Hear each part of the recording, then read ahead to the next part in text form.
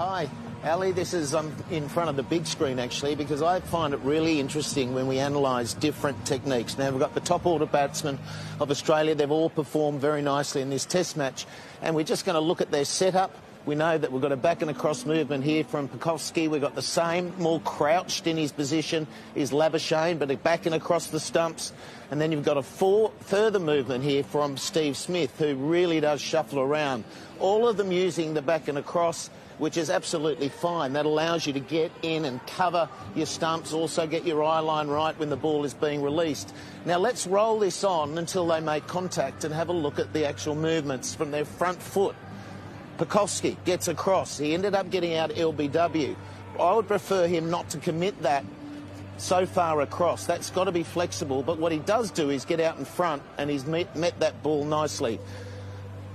Labuschagne's in a better position for me. You can see everything lining up, head over the ball, elbow high. He's starting to look to play that through the offside. They're all similar deliveries. And here you've got Steve Smith, who's got himself into a pretty good position. Before we roll on, though, these feet are hardly in front of the popping crease. This is why I think Green's going to bat really well on this surface, because he makes a very prominent step forward. Roll it on again, and the aftermath of the shot is interesting as well. Bat coming across, that's how he accesses the ball in front of his pad. Ideally, I don't like to see a player walk through a shot. I'd like to see a foundation where you can hold it. Labuschagne again in a pretty good position, meaning his weight is transferred. He's looking on that front foot at that point. And then we've got something quite peculiar here with Steve Smith as that back comes around. Now, that's not textbook. I'm not sure I'm teaching that to the kids, but we're talking about the world's best here. Now, just to reiterate what I like in batting techniques is that back and across. That's something a lot of batsmen use. From that position, you really want to have manoeuvrability of this front foot. For me, I like to see that press forward. We are actually getting down, you're getting out of the line of the stumps if the ball's going to hit you, and you want your back coming through.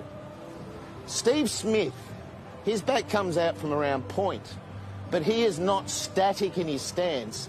He's like this when the bowler's coming in. That allows him to get the bat around and meet the ball in a very orthodox manner most of the time. The final thing, Ricky Ponting was talking about this bottom hand that comes around with the modern day player. What he's suggesting there is when you're trying to access the offside, it's very hard to get that bottom elbow into a position to access cover. We were always taught these down the back of the bat, which allows a free flow and a full face right through the ball. So that's what he was talking about there. Three very different ways of doing it. Three very successful players.